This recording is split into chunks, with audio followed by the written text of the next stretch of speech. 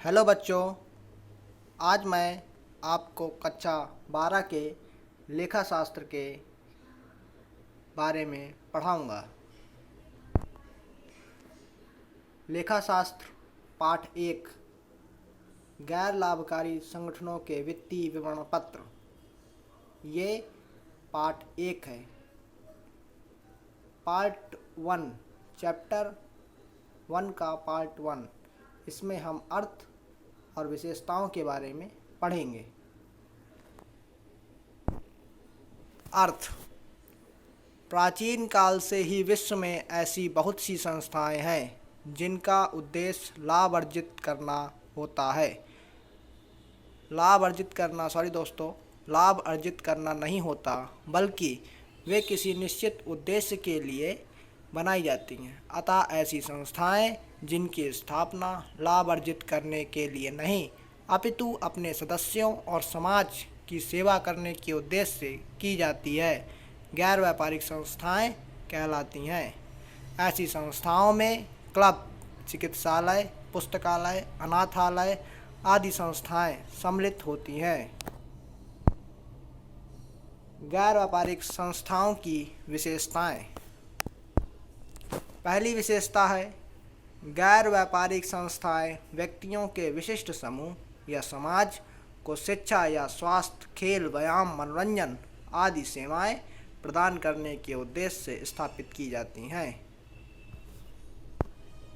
दूसरी विशेषता है, गैर व्यापारिक संस्था धर्मार्थ ट्रस्ट के रूप में स्थापित की जाती हैं तथा इन संस्थाओं में अंशदान करने वाले व्यक्ति को सदस्य कहा जाता है। तीसरी विशेषता है, गैर व्यापारिक संस्थाओं के अस्तित्व इनके सदस्यों के अस्तित्व से अलग माना जाता है।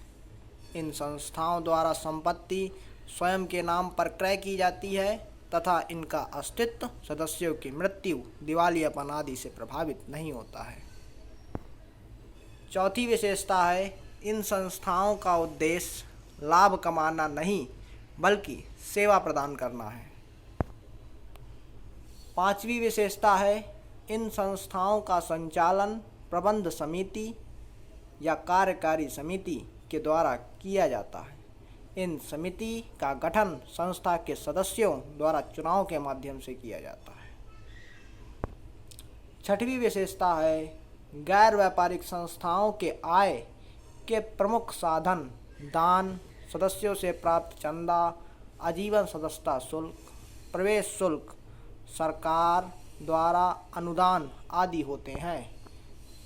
बस दोस्तों, इतना ही इस वीडियो में अर्थ और विशेषताएं।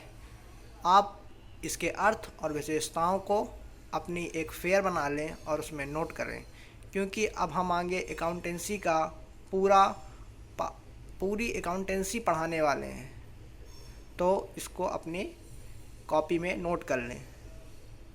धन्यवाद दोस्तों।